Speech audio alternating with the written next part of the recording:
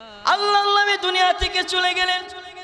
লক্ষ লক্ষ সাহাবায়ে কেরাম নবীকে দেখে হাওমাও করে কান্না করতেছেন। হযরত আয়েশা নবীকে দেখে না।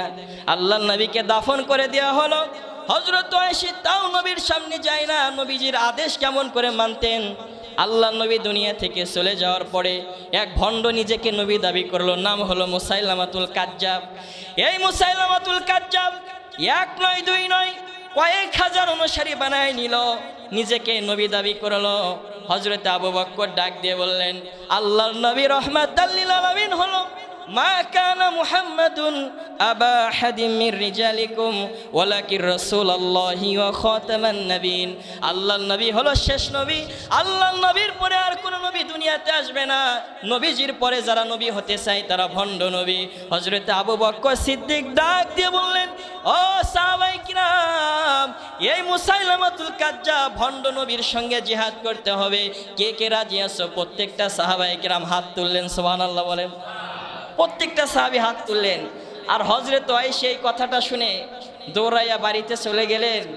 চক্ষু দিয়ে পানি ছেড়ে দিয়ে যেই তরবারি দিয়ে হযরত আমির হামজাকে শহীদ করে দিয়েছে, ওই তরবারিটা ধার করতেছে আর আল্লাহর কাছে দোয়া করতেছে, আল্লাহ এই তরবারি দিয়ে আমি নবীজির চাচা আমির হামজাকে শহীদ করে আমার নবীজির কলিজাতে আমি যে কষ্টটা দিয়েছি, আল্লাহ এই তরবারি দিয়ে আমি মুসাইলামাতুল কাজ্জাবকে হত্যা করে আমার নবীজির কলিজাতে একটু শান্তি দিতে চাই। সুবহানাল্লাহ বলেন।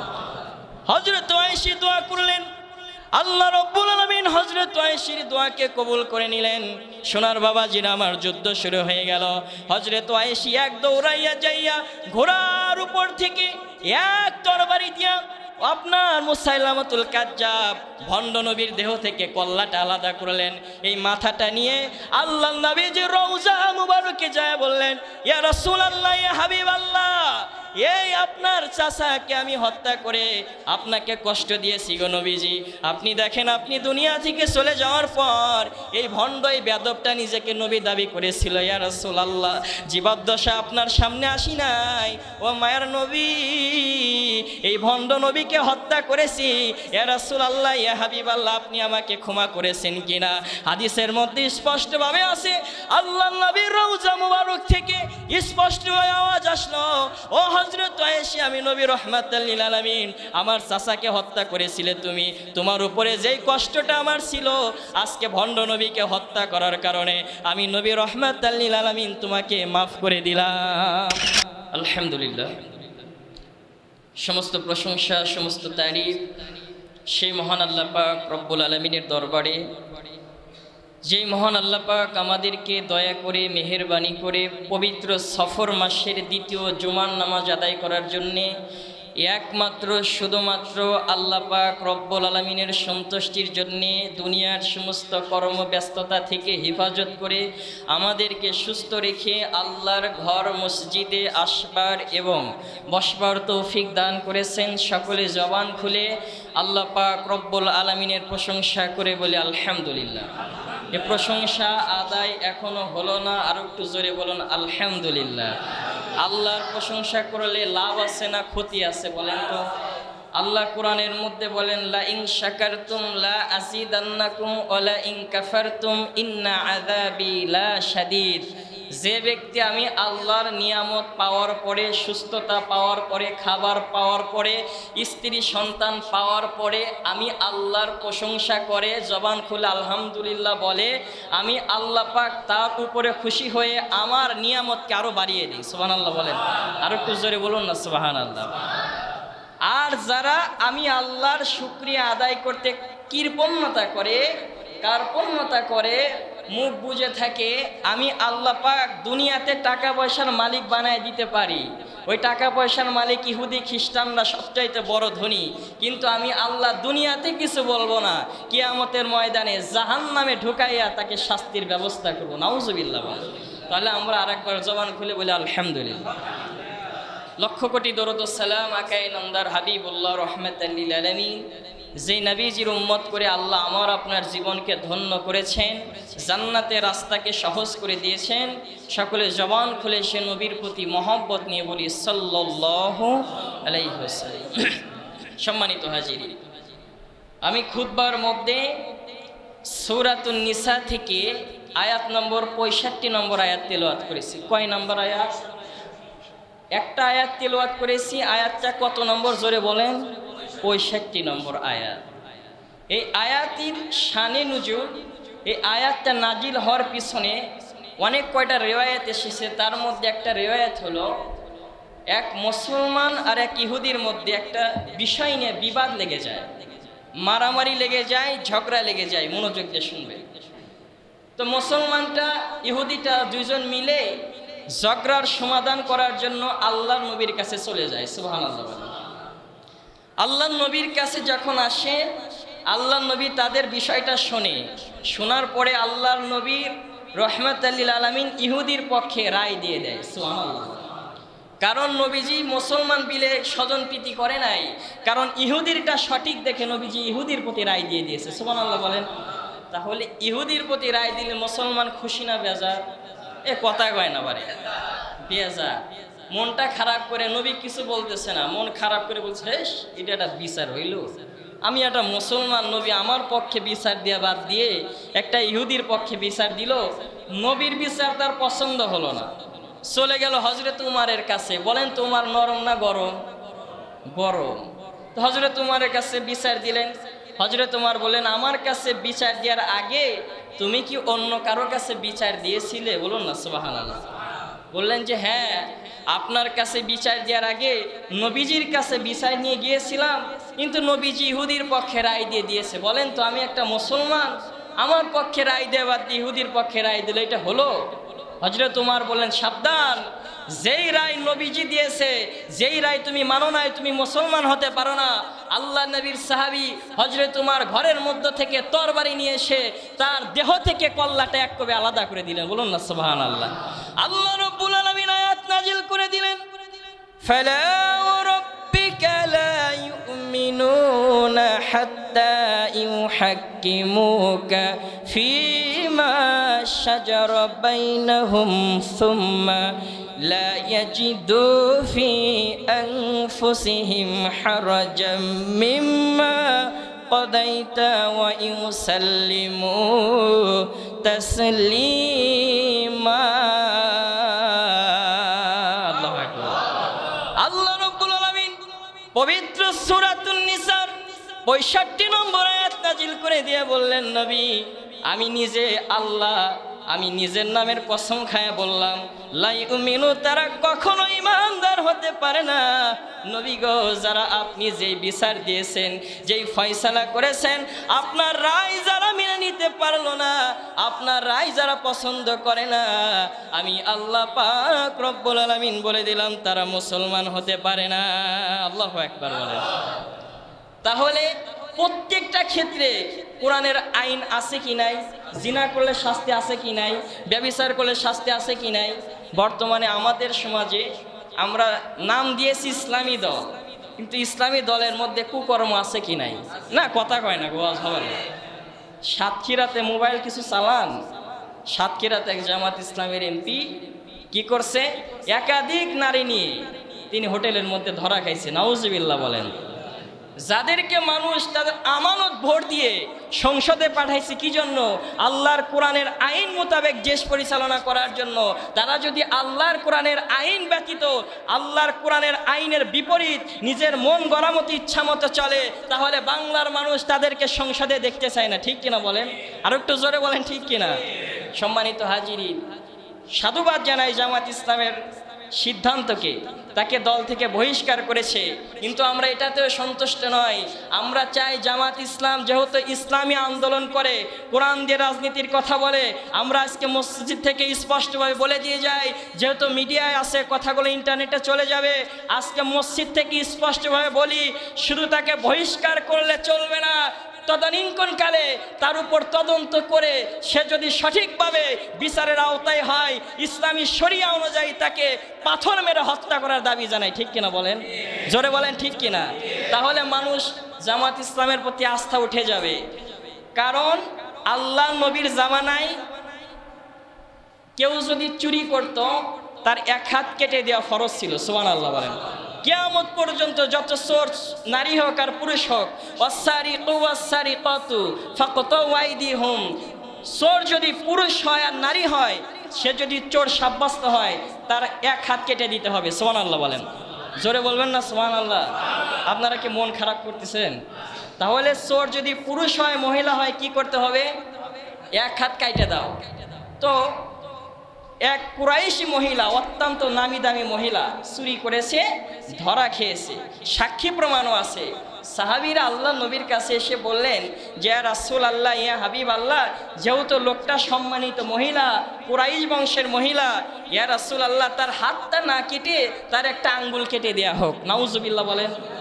আল্লাহ নবী বললেন সাহাবীরা শুনে রেখে দাও, জেনে রেখে দাও, চোর যদি আমার কলিজার টুকরা বিটি ফাতেমাও হয়, আমি কুরাইশ বুঝি না, আরবি বুঝি না, জমি বুঝি না, আমার মেয়ে যদি ফাতেমাও চুরি করে আর চোর যদি সাব্যস্ত হয়, আমি নবী রহমাতুল লিল আলামিন বলে দিলাম তার এক হাত কেটে দাও। আল্লাহু আকবার বলেন। ইসলামের আইনের কাছে, কোরআনের আইনের কাছে নবীজি নিজের কন্যাকেও ছাড় দেন নাই। আর আপনি আপনার দলের নেতা দিয়ে শুধু বহিষ্কার করবেন, এটা বাংলার জনগণ মানবে না, ঠিক কিনা বলেন? শুধু বহিষ্কার আমরা মানব না, তদন্ত করে সঠিক বিচার করতে হবে। রামিসা হত্যাকাণ্ডে জামাত ইসলাম যেহেতু তাকে ফাঁসির কাছে আবেদন করেছে, আমরাও সারা বাংলার মানুষ আবেদন করেছে। রামিসাকে যারা ধর্ষণ করে হত্যা করেছে, প্রত্যেকটা মুসলমান যেভাবে তাকে ফাঁসির কাস্টে ঝুলানোর জন্য আবেদন করেছে, আমরা এটাও আবেদন জানাই, জামাতের এমপি যদি ভুল করে থাকে, যদি সে ধর্ষণ করে থাকে, জিনায় লিপ্ত থাকে, ইসলামী শরিয়া অনুযায়ী তাকে পাথর মেরে হত্যা করতে হবে, ঠিক কিনা বলেন? জোরে বলেন, ঠিক কিনা? সম্মানিত হাজিরি, আল্লাহ নবীজির সামান্য কথা সাহাবাইরা কেমনভাবে পালন করতেন। আল্লাহ নবীজির কলিজার টুকরা চাচা ছিলেন হযরত আমির হামজা। বলুন সুবহানাল্লাহ। আমার নবীজি জন্মের আগে মা হারিয়েছেন, বাবা হারিয়েছেন, জন্মের 6 বছর পরে নবী আমার আম্মাকে হারাইছেন। মা বাবার আদর থেকে আল্লাহ নবী যখন বঞ্চিত ছিল, আল্লাহ নবী যখন কোরআনের কথাগুলো ওই কাফেরদের কাছে পৌঁছায় দিয়েছিল, কাফেররা আল্লাহ নবীকে অত্যাচার করেছিল, জুলুম করেছিল। আবু জাহেল আমার নবীজির এই চেহারা মোবারকে, যেই চেহারার মধ্যে কখনো মশামাছি বসে নাই, এই চেহারার মধ্যে থাপ্পড় দিয়েছিল। আল্লাহ নবীজির পাশে সেই দিন কেউ ছিল না। আল্লাহ নবীজির কলিজার টুকরা চাচা হযরতে আমির হামজা আমার নবীজির পাশে ছিলেন। বলুন না সুবহানাল্লাহ। আমির হামজা বললেন, আবু জাহেল, তুমি আমার ভাতিজাকে আঘাত করলে কেন? আবু জাহেল বললেন, ভাই তুমি দেখো তোমার ভাতিজা কি বলে। আমার ভাতিজা বলে আমাদের বাপ দাদার ধর্ম নাকি বাতিল। আমির হামজা বললেন, ভাতিজা তুমি কি এটা বলেছো? আল্লাহ নবী বলেন, চাচা যান, আল্লাহর কসম করে বলি আমি নিজ থেকে কোনো কথা বলি না। চাচা যান, আমার আল্লাহ আমাকে যেটা বলে দেয় আমি সেটাই বলি। বলুন না সুবহানাল্লাহ। আল্লাহ নবী বলেন, চাচা আপনি সাক্ষী দেন, আমি কি জীবনে আমার এই মুখ দিয়ে একটা মিথ্যা কথা বলেছি? আমির হামজা বললেন, না।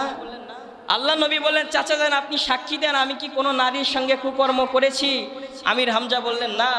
আল্লাহ রসুল বলেন, চাচা যান তাহলে নির্দ্বিধায় আপনি বিশ্বাস করতে পারেন, যেই মানুষটা জীবনে একটা মিথ্যা বলে নাই, যেই মানুষটার চরিত্রের গায়ে কোনো মানুষ দাগ লাগাতে পারে নাই, আমি নবী রহমাতুল লিল আলামিন যেই ধর্মের দাওয়াত দিতেছি এটাই সঠিক ধর্ম। বলুন না সুবহানাল্লাহ।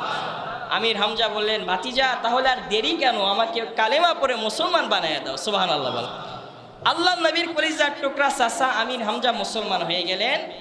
এই আমির হামজা উহুদের প্রান্তরে যুদ্ধে চলে গেলেন। যুদ্ধে যাওয়ার পরে আবু সুফিয়ানের স্ত্রী হিন্দা প্রতিজ্ঞা করলেন যে আমি আমির হামজার কলিজা ছিঁড়ে মুখের মধ্যে নিয়ে চাবাবো। নাউজুবিল্লাহ বলেন, জোরে বলুন নাউজুবিল্লাহ। আমার সোনার বাবাজিরা, আমার আল্লাহ নবী রহমাতুল লিল আলামিন উহুদের ময়দানে চলে গেলেন। হযরত আমির হামজা উহুদের ময়দানে যুদ্ধ করতেছেন। আমির হামজাকে আবু সুফিয়ানের স্ত্রী হিন্দার নেতৃত্বে হযরত ওয়াইসি, তখন তিনি কাফের ছিলেন। সোনার বাবাজিরা আমার, হযরত আমির হামজাকে এতই নৃশংসভাবে হত্যা করলো, শহীদ করে দিল। হযরত আমির হামজার এক হাত কেটে দিল, আবার আর এক হাত কেটে দিল, 2 পাও কেটে আলাদা করে দিল। কলিজাখানা ফেরে, এই কলিজাখানা ফেরে, বুকটা ফেরে, কলিজাটা টান করে হযরত ওয়াইসি আবু সুফিয়ানের স্ত্রী হিন্দার হাতে তুলে দিয়েছিলেন। আর এই হিন্দা আপনার আমির হামজার কলিজাটা মুখের মধ্যে নিয়ে চাবাইছিলেন। নাউজুবিল্লাহ বলে, কতটা কষ্ট দিয়েছিলেন। কলিজা ছিঁড়ে মুখের মধ্যে নিয়ে চাবাইছিলেন। হযরত ওয়াইসি তখন কাফের ছিলেন। হযরত আমির হামজাকে এমত কঠিনভাবে শহীদ করার কারণে আল্লাহ নবী বললেন, যে হযরত আয়েশা শুনে রেখে দাও, জেনে রেখে দাও, তুমি তো এখন কালেমা পড়ে মুসলমান হয়েছো। আমি তোমাকে স্পষ্টভাবে বলে দিতে চাই যে হযরত আয়েশা, তোমাকে যদি আমি দেখি আমার কলিজার টুকরা চাচা আমির হামজার কথা মনে পড়ে যায়। ও হযরত আয়েশা, বাবা তুমি কালেমা পড়েছো, সাহাবী হয়েছো, আল্লাহ তোমাকে মাফ করে দিয়েছে, তোমাকে জান্নাতের মালিক বানিয়ে দিয়েছে। আমি নবী যেন আমার চোখের সামনে তোমাকে না দেখি। বলুন না আল্লাহু আকবার। হযরত আয়েশা বলেন যে আমার সারা জীবনের দুঃখ আর কষ্ট একটাই ছিল, কত সাহাবীরা আমার নবীজির কাছে এসে আমার নবীজির হাতে চুমো দেয়, কত সাহাবীরা আমার নবীজির কাছে এসে নবীজির ওজুর পানিগুলো নেয়, থুতু মুবারকগুলো গায়ের মধ্যে মাখে। আমি নবীজির কাছে কখনো যাইতে পারি নাই। সারাটা জীবন আমি কান্না করতে করতে চোখের মধ্যে ঘা করে ফেলেছিলাম। আহারে, নূর নবীজির সামনে কখনো বসতে পারি নাই। কখনো যদি আল্লাহ নবীর সাথে আমার দেখা হয় যাইতো, আমি আল্লাহ নবীকে আমার চেহারা দেখাতাম না, চাদর দিয়ে আমার চেহারাটা মুড়ায় নিতাম। বলুন না আল্লাহু আকবার। আর একটু জোরে বলুন না আল্লাহু আকবার। হযরত আয়েশা ডাক দিয়ে বলেন, আল্লাহ নবীর যখন ওফাত হয়ে গেল, নবী আমার যখন দুনিয়া থেকে বিদায় নিয়ে চলে গেল, হযরত আবু বকর সিদ্দিক ডাক দিয়ে বলল, আয়েশা, আল্লাহ নবী তো আর দুনিয়ার জমিনে নাই, যাও যাও নবীজিকে দাফন করা হবে, আল্লাহ নবীকে জীবনের শেষবারের মতো ভালো করে একটু দেখে নাও। হযরত আয়েশা ডাক দিয়ে বলে, আবু বকর, মায়ার নবীকে আমি জীবদ্দশায় দেখি নাই, নবী আমাকে দেখতে নিষেধ করেছে। যতক্ষণ না পর্যন্ত আল্লাহ নবী আমাকে মাফ না করবে, ততক্ষণ পর্যন্ত আমি নবীকে চেহারা দেখাবো না। সুবহানাল্লাহ বলেন। আর একটু জোরে বলবেন না সুবহানাল্লাহ। হযরত আয়েশা, আল্লাহ নবী দুনিয়া থেকে চলে গেলেন, লক্ষ লক্ষ সাহাবায়ে কেরাম নবীকে দেখে হাওমাও করে কান্না করতেছেন। হযরত আয়েশা নবীকে দেখে না, আল্লাহ নবীকে দাফন করে দেওয়া হলো। হযরত আয়েশা তাও নবীর সামনে যায় না। নবীজির আদেশ কেমন করে মানতেন। আল্লাহ নবী দুনিয়া থেকে চলে যাওয়ার পরে এক ভণ্ড নিজেকে নবী দাবি করলো, নাম হলো মুসাইলামাতুল কাজ্জাব। এই মুসাইলামাতুল কাজ্জাব এক নয় দুই নয় কয়েক হাজার অনুসারী বানায় নিল, নিজেকে নবী দাবি করলো। হযরত আবু বকর ডাক দিয়ে বললেন, আল্লাহর নবী রাহমাতাল লিল আলামিন হলো, মা কানা মুহাম্মাদুন আবা আহাদিম মির রিজালিকুম ওয়ালাকির রাসূলুল্লাহি ওয়া খাতামান নবীন।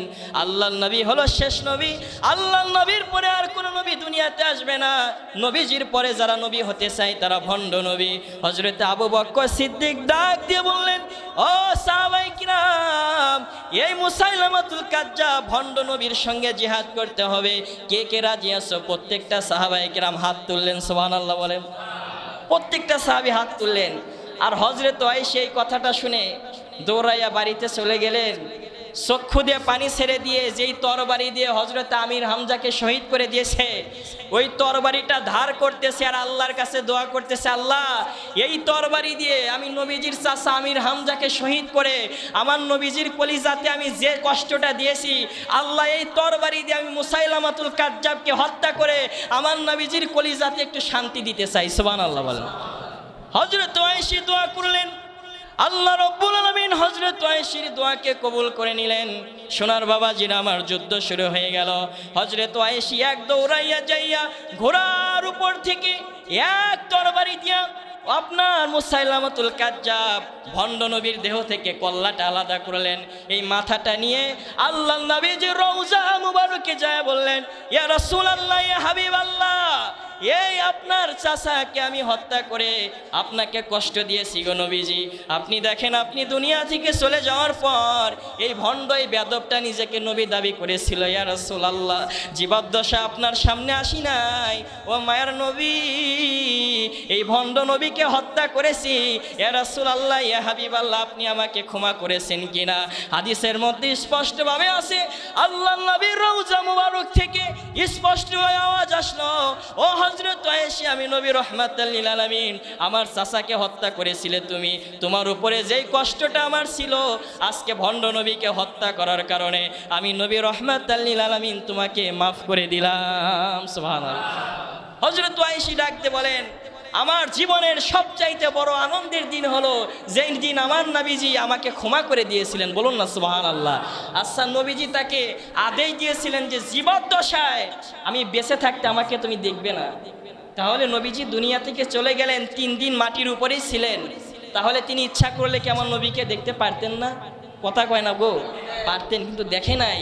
কেন দেখে নাই? তাদের আকীদা ছিল আমার নবী হায়াতুন নবী, নবী আমার দুনিয়া থেকে মিসাল হতে পারে, কিন্তু আল্লাহর নবী দুনিয়া থেকে চলে যাওয়ার পরে আমাদেরকে দেখতে পারে। বলুন না সুবহানাল্লাহ। সম্মানিত হাজিরিন, আল্লাহর নবীর আদেশকে সাহাবায়ে কেরাম এইভাবে পালন করেছে। এজন্য আমরা বলতে চাই, প্রত্যেকটা মুসলমানের উচিত হলো আল্লাহর নবীজি যে আদেশ দিয়েছেন সেই আদেশগুলো যথাযথভাবে পালন করা। মান হাব্বা সুন্নতি ফাকাদ হাব্বানি ওয়া মান হাব্বানি কানা মাই ফিল জান্নাহ। নবীজি বলেছেন, আমার কোনো উম্মত যদি আমার একটা সুন্নত, এই টুপিকেও যদি কেউ ভালোবাসে, এই জুব্বাকেও যদি কেউ ভালোবাসে, দাড়িকেও যদি কেউ ভালোবাসে, আমি নবী বললাম সে ব্যক্তি আমি নবীকেই ভালোবাসলো, আর যে আমি নবীকে ভালোবাসলো আমি নবীর সঙ্গে সে জান্নাতে চলে গেল। বলুন না সুবহানাল্লাহ। সম্মানিত হাজিরিন, এই জন্য আমরা প্রত্যেকটা ক্ষেত্রে, পরিবারে হোক, রাষ্ট্রীয় হোক, ধর্মীয় হোক, যে কোনো পরিপ্রেক্ষিতে আমরা নবীজির আদেশ মানতে রাজি আছে কি নাই? আসি ইনশাআল্লাহ। আমাদেরকে আল্লাহ কবুল করুক, আল্লাহ পাক আমাদেরকে আমল করার তৌফিক দান করুক। সকলে বলে আল্লাহুম্মা আমিন।